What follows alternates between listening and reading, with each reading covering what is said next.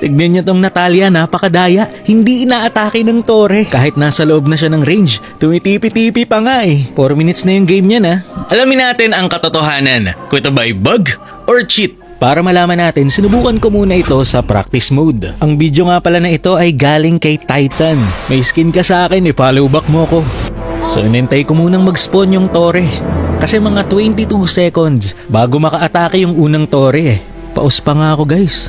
Pero pagpasok ko, inatake ako. Hindi gumana. So try ko muna ulit dito naman sa custom.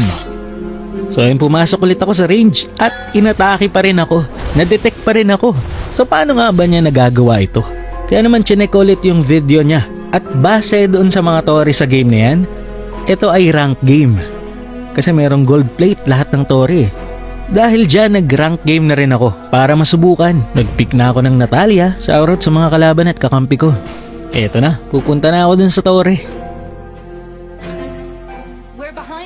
At ayun na nga, hindi ako inatake guys. Nakatambay na nga lang ako dito sa gitna ng Torre. At hindi ako nadedetect. Kahit yung kalaban ko, magugulat na nandito ako. O diba, ang daya? Tignan yung Moskov dito, hindi ako aatakihin kasi hindi naman niya alam na nandyan ako. So, try naman natin sa ibang lane. Dito sa top lane guys.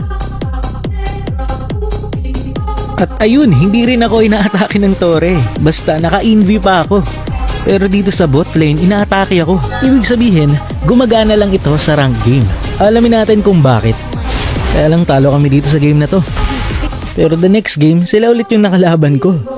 This time, sinubukan ko ulit. At gumagana talaga siya kapag rank game.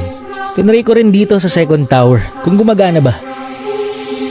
Pero wala, nadedetect ako. Ibig sabihin, sa first tower lang talaga ito gumagana. Kahit dito sa second tower ng bot lane, nadedetect pa rin ako. Yun, nakabawi na rin sa kanila. Ngayon naman may teorya ako. Kung ano ba talaga yung bug? Yung Torre ba? Si Natalia? O kaya naman yung conceal effect? Kaya sinubukan ko na muna dito mag-rock para makapag-roam ako, tapos conceal yung boots. And sinubukan ko na. Magko-conceal ako papuntang top lane. At ayun, hindi rin ako na-detect. Hindi rin ako inatake. Ibig sabihin, ang bug na ito ay sa rank game at hindi lang kay Natalia, kundi sa conceal effect. So, panalo kami dito. Pero para makasiguro, sinubukan ko muna dito mag-Leslie para matry kung sa lahat ba talaga ng conceal. Kaya lang lag na ako dito eh. At pag skill 1 ko dito sa top, nagulat ako dahil inatake ako ng Torre. Pero nung sinubukan ko sa mid, hindi naman ako inaatake.